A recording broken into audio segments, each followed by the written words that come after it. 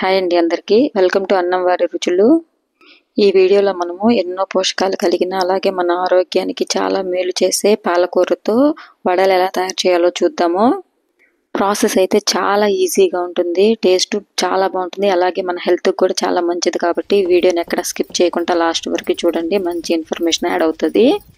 ముందుగా అయితే మనము తగినంత మినపప్పును తీసుకొని ఒక 5 గంటల పాటు బాగా నానబెట్టుకోవాలి. మినపప్పు బాగా నానిపోయిన తర్వాత బాగా వాష్ చేసుకొని ఈ విధంగా రుబ్బేసుకోవాలి. ఇంకొక విషయం ఏంటంటే వడలు బాగా రావాలంటే ఎప్పుడైనా కానీ ఇలా రుబ్బుకోవాలి లేదా గ్రైండర్లో వేసుకోవాలి. మిక్సీలో వేసుకుంటే మాత్రం వడలు అంత పర్ఫెక్ట్గా రావు. మిక్సీలో వేసి చేసుకునేదానికి మనం ఇలా రుబ్బుకొని చేసుకునేదానికి వేరియేషన్ చాలా ఉంటుంది. ప్రతి ఒక్కరికి ఈ విధంగా రుబ్బుకొని చేసుకునే అవకాశం ఉండదు కాబట్టి మిక్సీలో వేసుకున్న వడలు గట్టిగా రాకుండా బాగా రావాలంటే ఒక టిప్ చెప్తాను. పప్పును మనము మిక్సీకి వేసుకున్న తర్వాత ఆ పిండిని మనము ఒక 5 నుంచి 10 నిమిషాల వరకు బాగా కలపాలి. ఈ విధంగా పిండిని బాగా బీట్ చేసుకోవడం వల్ల కొంచెం పిండి ఫ్లఫీగా వస్తుంది, వడలు కూడా చాలా బాగుంటాయి. నెక్స్ట్ టైం ఈ టిప్ని ట్రై చేయండి, ఖచ్చితంగా మంచిగా వడలు బాగా వస్తాయి. పాలకూర మన హెల్త్కి చాలా మంచిదండి, దాంట్లో చాలా పోషకాలు ఉంటాయి. అలాగే vitamin A, vitamin C, vitamin కేతో పాటు కాల్షియం, మెగ్నీషియం, ఐరన్ ఎక్కువగా ఉండడం వల్ల మన హెల్త్కి చాలా మంచిది. రక్తహీనత ఉన్న వాళ్ళు కానీ జుట్టు రాలే సమస్య ఉన్న వాళ్ళు కానీ ఖచ్చితంగా ఈ పాలకూరను తీసుకోవడం వల్ల చాలా వరకు మెరుగవుతుంది. ప్రెగ్నెంట్ లేడీస్ కానీ అలాగే బీపీ షుగర్లు ఉన్న వాళ్ళు కూడా ఖచ్చితంగా డైట్లో పాలకూరను యాడ్ చేసుకుంటే చాలా యూస్ ఉంటుంది. వీడియో చూస్తున్న వాళ్ళలో ఎంతమందికి పాలకూర నచ్చుతుంది, అలాగే ఎంతమందికి పాలకూర నచ్చదో కామెంట్ చేయండి. మనం పిండి రుబ్బుకొని పక్కన పెట్టుకున్నాం కదా, దాంట్లో కొంచెం జీలకర్ర, అలాగే మనం కట్ చేసి పెట్టుకున్న పాలకూర, ఎర్రగడ్డలు, అలాగే పచ్చిమిరపకాయలు వేసుకొని బాగా కలుపుకోవాలి. ఈ వడలైతే మాత్రం పిల్లల నుంచి పెద్దల వరకు అందరూ తీసుకోవచ్చు, ఇబ్బంది ఏమి ఉండదు.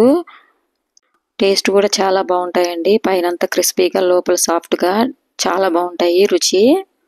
ఉప్పు అయితే మనం ఇక్కడ యాడ్ చేయట్లేదు, అమ్మ రుబ్బేటప్పుడే ఉప్పు వేసేసింది కాబట్టి ఇక్కడైతే మనం ఉప్పు యాడ్ చేసుకోవట్లేదు. మీరైతే ఈ స్టేజ్లో ఉప్పు యాడ్ చేసుకోండి.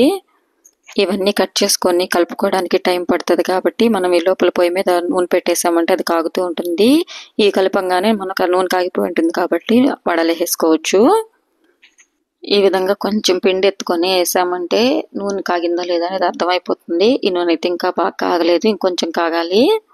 ఎప్పుడైనా కానీ మనం మినపప్పుతో వడలు చేసుకునేటప్పుడు ఆయిల్ అయితే మాత్రము చాలా బాగా హీట్ అవ్వాలి, అప్పుడే మనము వడలను నూనెలో వేసుకోవాలి. నూనె వేడవ్వకుండా వడలు వేసామంటే మాత్రం ఖచ్చితంగా నూనె పీల్చేసుకుంటాయి.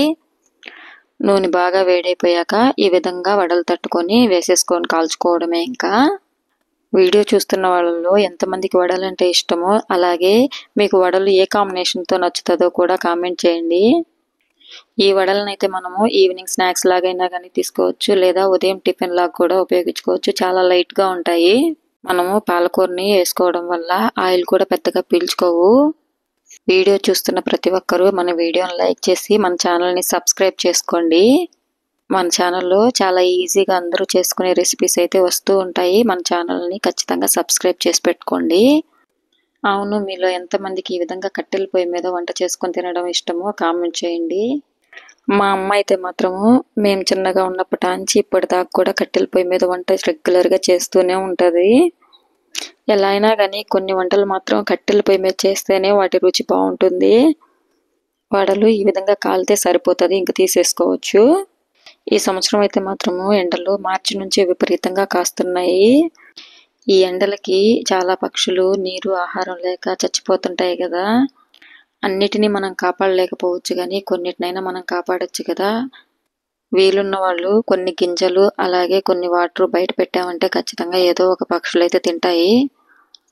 పల్లెటూరులో మాత్రము చాలా వరకు వీలున్న ప్రతి ఒక్కరూ వరి పండుతుంది కదా, ఆ వరి పండినప్పుడు దాంట్లో వెన్నులు తీసుకొచ్చి అవి ఖచ్చితంగా సాలు ఉంటే సాల్లో కానీ లేదంటే ఎక్కడో ఒక దగ్గర కట్టి పెడతారు. ఖచ్చితంగా పిచ్చుకలు అట్లాంటివన్నీ వచ్చి తింటుంటాయి. ఇంకా మన వీడియోలోకి వచ్చేస్తే మీకు ఈ వడలు ఎలా అనిపించాయో కామెంట్ చేయండి. ఒకసారి ఖచ్చితంగా ట్రై చేయండి, ట్రై చేసి మీకు ఎలా కుదిరాయో కూడా కామెంట్ చేయండి. పిల్లలు పాలకూర అవి పెద్దగా తినరు కదా, అలాంటి వాళ్ళకి ఇలా చేసి పెట్టారంటే ఖచ్చితంగా ఇష్టంగా తింటారు. అమ్మ చేసిన ఈ వడలు అయితే మాత్రం అద్భుతంగా వచ్చాయి, రుచి కూడా చాలా బాగుంది. ఈ వడల కాంబినేషన్గా చికెన్ కానీ ఇవైతే చాలా బాగుంటాయి, కానీ అమ్మ అయితే మాత్రం ఈరోజు ఎర్రకారం చేసింది. ఎర్రకారం అయితే మాత్రం సూపర్గా కుదిరింది. నెల్లూరు సైడు ఇడ్లీల్లో కానీ దోశల్లో కానీ వడల్లో కానీ చట్నీ కంటే కూడా ఎర్రకారాన్ని చాలా ఎక్కువగా చేసుకుంటూ ఉంటారు ప్రతి ఒక్కరూ. మా ఇంట్లో కూడా అంతే. మేము చట్నీ చేసుకునేది చాలా తక్కువ. ఏ టిఫిన్ చేసుకున్నా కానీ ఎక్కువ ఫస్ట్ చేసుకునేది మాత్రం ఎర్రకారమే. ఈ నెల్లూరు స్టైల్లో ఎర్రకారం ఎలా తయారు చేయాలో కూడా ఖచ్చితంగా రెసిపీ అయితే పోస్ట్ చేస్తాను. ఈ వడల్లోకి కటిక మిరప్పొడి కూడా చాలా బాగుంటుంది. కటిక మిరప్పొడి అయితే మాత్రం అమ్మ అయితే సూపర్గా చేస్తుంది. మీరు ఈ వడలను ఖచ్చితంగా ట్రై చేయండి, చేసుకొని తినండి. ఎలా అనిపించిందో మర్చిపోకుండా కామెంట్ చేయండి. అలాగే ఇంకొక మంచి ఈజీ రెసిపీతో నెక్స్ట్ వీడియోలో మళ్ళీ కలుసుకుందాము. అప్పుడు దాకా మన ఛానల్ని చూస్తూ ఉండండి. నెక్స్ట్ వీడియోలో మళ్ళీ కలుసుకుందాము. బాయ్.